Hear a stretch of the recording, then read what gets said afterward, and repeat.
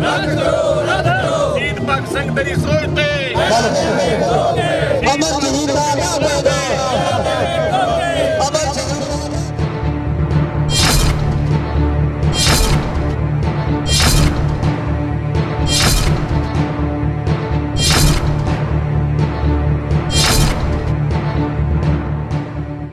ਸਾਡੀ ਸਰਕਾਰ ਜੋ ਇੰਨੀ ਦੇਰੀ ਕਰ ਰਹੀ ਆ ਇਹਦਾ ਦੀਵਾ ਬੁੱਝਣ ਦੀ ਗੱਲ ਆਉਣ ਵਾਲੀ ਆ। ਇਹ ਕਦੀ ਵੀ ਸਿਆਸਤ ਵਿੱਚ ਨਹੀਂ ਆਉਣਗੇ ਅੱਗੇ ਤੋਂ ਲੈ ਕੇ ਬੀਜੇਪੀ ਵਾਲੇ।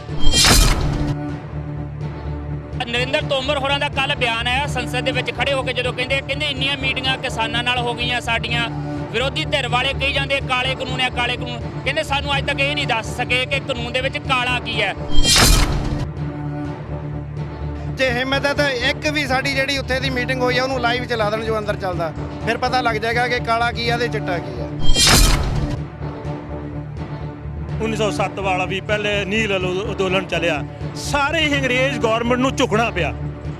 ਅੱਜ ਵੀ ਇਹ ਲੰਬਾ ਜ਼ਰੂਰ ਚਲੇ ਗਿਆ, ਪਰ ਜਦੋਂ ਜਿੱਤਿਆ ਜਾਊਗਾ ਇਹ ਸਾਰਾ ਕੁਝ ਮੰਨਿਆ ਜਾਊਗਾ। ਇਹ ਸਾਡੇ ਆਪਣੇ ਹੀ ਸਾਨੂੰ ਇਹਨਾਂ ਸੜਕਾਂ ਤੇ ਵੇਖ ਕੇ ਵੀ ਇਹੀ ਕੁਝ ਕਰ ਰਹੇ ਆ। ਇਹ ਵੀ ਉਸੇ ਤਰ੍ਹਾਂ ਹੀ ਪਰਚੇ ਦਰਜ ਕਰ ਰਹੇ ਆ। ਅੱਗੇ ਆਉਣ ਵਾਲੇ ਸਮੇਂ ਸ਼ਾਇਦ ਇਹ ਜੁਲਕਾਂ ਦੀਆਂ ਜਾਇਦਾਦਾਂ ਜ਼ਬਤ ਕਰ ਲੈਣ। ਇਹਦਾ ਹੱਲ ਹੋ ਸਕਦਾ। ਇਹ ਡੈਮੋਕ੍ਰੇਸੀ ਆ, ਇਹ ਥੋੜੀ ਜਿਹੀ ਬਦਲਣ ਦੀ ਲੋੜ ਆ। ਇਹਦੇ ਵਿੱਚ ਕੋਈ ਵੀ ਨੁਮਾਇੰਦਾ 2 ਵਾਰੀ ਤੋਂ ਵੱਧ ਚੋਣ ਨਾ ਲੜੇ ਅਗਲੇ ਸੰਵਿਧਾਨ ਵਿੱਚ। ਸ਼ਹੀਦ ਆਜ਼ਮ ਭਗਤ ਸਿੰਘ ਜਿਨ੍ਹਾਂ ਨੇ ਇਸ ਮੁਲਕ ਨੂੰ ਆਜ਼ਾਦ ਕਰਵਾਉਣ ਦੇ ਲਈ ਕੁਰਬਾਨੀ ਦਿੱਤੀ, ਆਜ਼ਾਦੀ ਮਿਲੀ। ਆਜ਼ਾਦੀ ਤੋਂ ਬਾਅਦ ਲੋਕਤੰਤਰ ਦੀ ਗੱਲ ਹੋਈ, ਦੁਨੀਆ ਦਾ ਸਭ ਤੋਂ ਵੱਡਾ ਲੋਕਤੰਤਰ, ਔਰ ਇਸ ਲੋਕਤੰਤਰ ਦੇ ਵਿੱਚ ਇਸ ਵੇਲੇ ਲੋਕ ਧਰਨਿਆਂ ਦੇ ਉੱਤੇ ਬੈਠੇ ਨੇ, ਪਰ ਸਰਕਾਰਾਂ ਉਹਨਾਂ ਦੀ ਗੱਲ ਸੁਣਨ ਨੂੰ ਤਿਆਰ ਨਹੀਂ ਹੈ। ਇਹੀ ਕਾਰਨ ਹੈ ਕਿ 2 ਮਹੀਨਿਆਂ ਤੋਂ ਵੱਧ ਦਾ ਸਮਾਂ ਹੋ ਗਿਆ ਦਿੱਲੀ ਦੀ ਸਰਹੱਦ ਤੇ ਬੈਠਿਆਂ ਨੂੰ, ਕਿਸਾਨਾਂ ਨੂੰ, ਔਰ 4 ਮਹੀਨੇ ਤੋਂ ਵੱਧ ਦਾ ਸਮਾਂ ਪੰਜਾਬ ਦੇ ਵਿੱਚ ਧਰਨੇ ਪ੍ਰਦਰਸ਼ਨ ਕਰਦਿਆਂ ਨੂੰ ਹੋ ਗਿਆ, ਪਰ ਅਜੇ ਤੱਕ 3 ਖੇਤੀਬਾੜੀ ਕਾਨੂੰਨਾਂ ਨੂੰ ਵਾਪਸ ਲੈ ਜਾਣ ਬਾਰੇ, MSP ਦੀ ਕਾਨੂੰਨੀ ਗਰੰਟੀ ਦਿੱਤੇ ਜਾਣ ਬਾਰੇ ਕੋਈ ਫੈਸਲਾ ਨਹੀਂ ਲਿਆ ਗਿਆ। ਇਸ ਵੇਲੇ ਅਸੀਂ ਸ਼ਹੀਦ ਆਜ਼ਮ ਭਗਤ ਸਿੰਘ ਦੇ ਪਿੰਡ ਖਟਕੜ ਕਲਾਂ ਦੇ ਵਿੱਚ ਮੌਜੂਦ ਹਾਂ, ਔਰ ਅੱਜ ਜਾਣੀ ਕਿ 6 ਤਰੀਕ ਨੂੰ ਚੱਕਾ ਜਾਮ ਦਾ ਸੱਦਾ ਦਿੱਤਾ ਗਿਆ 3 ਘੰਟਿਆਂ ਲਈ। ਖਟਕੜ ਕਲਾਂ ਦੇ ਵਿੱਚ ਬਕਾਇਦਾ ਧਰਨਾ ਲਾਇਆ ਗਿਆ, ਸੜਕ ਜਾਮ ਕਰ ਦਿੱਤੀ ਗਈ ਹੈ। ਕੁਝ ਨੁਮਾਇੰਦੇ ਸਾਡੇ ਨਾਲ ਮੌਜੂਦ ਨੇ, ਆਪਣਾ ਨਾਮ ਦੱਸ ਦਿਓ। ਔਰ ਅੱਜ 3 ਘੰਟੇ ਲਈ ਚੱਕਾ ਜਾਮ ਦਾ ਐਲਾਨ ਜਿਹੜਾ ਉਹ ਕੀਤਾ ਗਿਆ।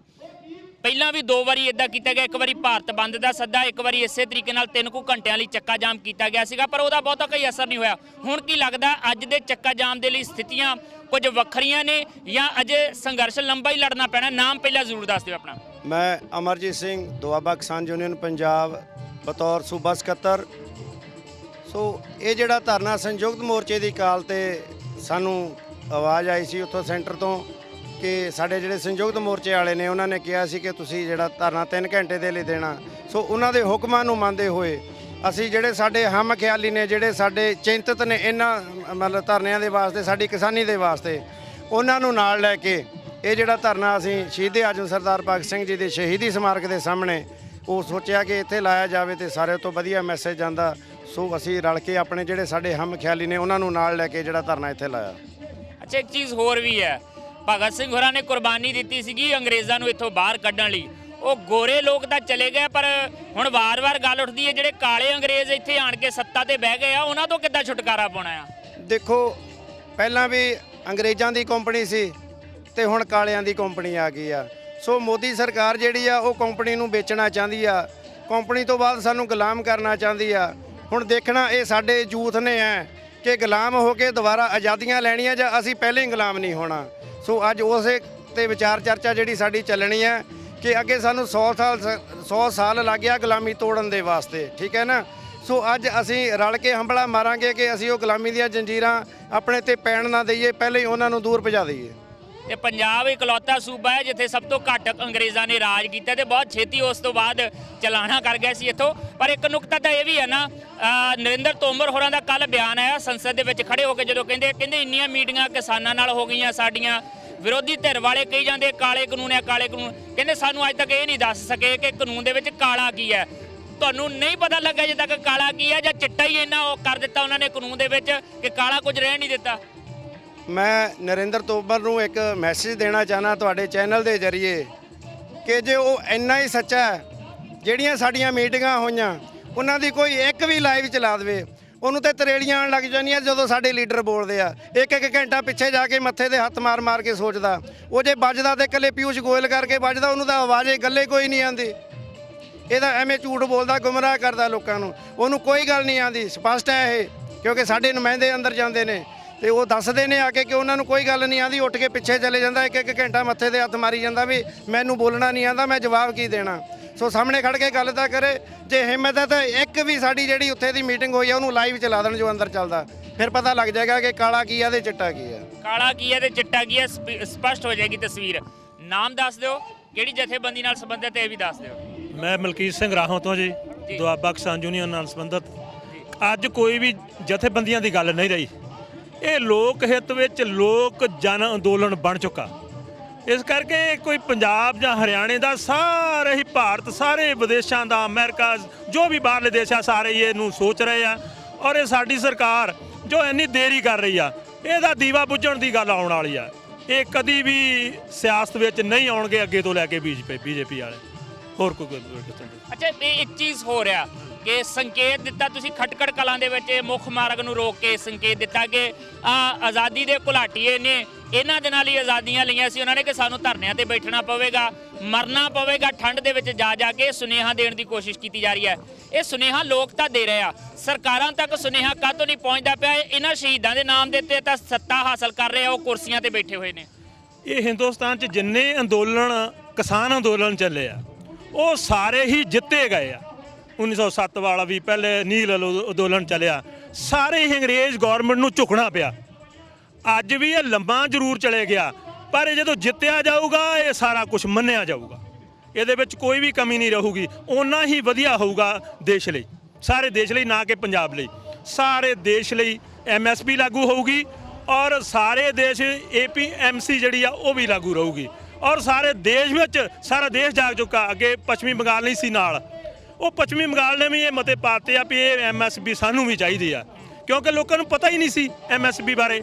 ਅੱਜ ਸਾਰੀ ਜਾਗਰਤੀ ਆ ਚੁੱਕੀ ਆ, ਇਹ MSP ਬਹਾਲ ਹੋਊਗੀ ਔਰ APMC ਜਿਹੜੀ ਆ ਉਹ ਜਿਹੜੀ ਸਾਡੇ ਰੇਟ ਬਣਦੀ ਆ ਉਹ ਕਮੇਟੀ ਨਹੀਂ ਰਹੂਗੀ। ਗੌਰਮੈਂਟ ਵੱਲੋਂ ਇਹਨੂੰ ਕਾਨੂੰਨੀ ਜਮਾ ਪਹਿਰਾਉਣਾ ਹੀ ਪੜੂਗਾ ਜੀ। ਅੱਛਾ, ਇੱਕ ਚੀਜ਼ ਹੋਰ ਨਿਕਲ ਕੇ ਸਾਹਮਣੇ ਆਈ ਆ, ਜਿੱਦਾਂ ਇਸ ਪ੍ਰਦਰਸ਼ਨ ਦੇ ਦੌਰਾਨ ਪਰਚੇ ਦਰਜ ਕੀਤੇ ਗਏ, ਇੱਕ ਗੱਲ ਨਿਕਲ ਕੇ ਆਈ ਹੈ ਕਿ ਸਤੰਬਰ ਤੋਂ ਲੈ ਕੇ ਦਸੰਬਰ ਤੱਕ ਨਾ ਤਕਰੀਬਨ 39 ਪਰਚੇ ਚੁੱਪ ਚਪੀਤੇ ਦਰਜ ਕੀਤੇ ਗਏ ਦਿੱਲੀ ਪੁਲਿਸ ਦੇ ਵੱਲੋਂ। ਕਿਸਾਨ ਆਗੂਆਂ ਦੇ ਖਿਲਾਫ ਵੀ ਹੈ, ਉਹ ਕਿਸਾਨ ਉਹਦੇ ਵਿੱਚ ਵੀ ਸ਼ਾਮਲ ਨੇ, ਤੇ ਹੁਣ ਵੀ ਲਗਾਤਾਰ ਪਰਚੇ ਦਰਜ ਕੀਤੇ ਜਾ ਰਹੇ ਆ। ਪਤਾ ਲੱਗਾ UP ਦਾ ਇੱਕ ਨੌਜਵਾਨ ਜਿਹੜਾ ਮਰਿਆ ਸੀਗਾ ਗਾਜ਼ੀਪੁਰ ਬਾਰਡਰ ਤੇ, ਉਹਨੂੰ ਤਿਰੰਗੇ ਦੇ ਵਿੱਚ ਲਪੇਟ ਦਿੱਤਾ ਗਿਆ ਤੇ ਉਹਦੇ ਉੱਤੇ ਤਿਰੰਗੇ ਦੀ ਮਾਨਹਾਨੀ ਦਾ ਦਾਅਵਾ ਕਰਦਿਆਂ ਹੋਇਆਂ ਉਹਦੀ ਮਾਂ ਤੇ ਭਰਾ ਦੇ ਉੱਤੇ ਪਰਚਾ ਦਰਜ ਕਰ ਲਿਆ ਗਿਆ। ਇਹਨਾਂ ਪਰਚਿਆਂ ਨੂੰ ਕਿਸ ਨਜ਼ਰੀਏ ਨਾਲ ਦੇਖਦੇ ਹੋ, ਕਿੰਨਾ ਕੁ ਦਬਾਅ ਬਣੇਗਾ ਇਹਨਾਂ ਦਾ? ਇਹ ਹਮੇਸ਼ਾ ਹੀ ਅੰਗਰੇਜ਼ ਗਵਰਨਮੈਂਟ ਵੀ ਇਹੀ ਕਰਦੀ ਰਹੀ ਆ। ਇਹ ਸਾਡੇ ਆਪਣੇ ਹੀ, ਸਾਨੂੰ ਇਹਨਾਂ ਸੜਕਾਂ ਤੇ ਵੇਖ ਕੇ ਵੀ ਇਹੀ ਕੁਝ ਕਰ ਰਹੇ ਆ। ਇਹ ਵੀ ਉਸੇ ਤਰ੍ਹਾਂ ਹੀ ਪਰਚੇ ਦਰਜ ਕਰ ਰਹੇ ਆ। ਜ਼ਬਤ ਅੱਗੇ ਆਉਣ ਵਾਲੇ ਸਮੇਂ ਸ਼ਾਇਦ ਇਹ ਦੁਲਕਾਂ ਦੀਆਂ ਜਾਇਦਾਦਾਂ ਜ਼ਬਤ ਕਰ ਲੈਣ। ਇਸ ਕਰਕੇ ਜਿਹੜੀ ਇਹ ਤਿਰੰਗੇ ਵਾਲੀ ਗੱਲ ਆ, ਤਿਰੰਗੇ ਦੀ ਅਸੀਂ ਬਹੁਤ ਇੱਜ਼ਤ ਕਰਦੇ ਆ, ਲੇਕਿਨ ਇਹ ਤਿਰੰਗਾ ਜੇ ਝੂਲਦਾ ਆ ਤਾਂ ਨਿਸ਼ਾਨ ਸਾਹਿਬ ਕਰਕੇ ਝੂਲਦਾ ਆ।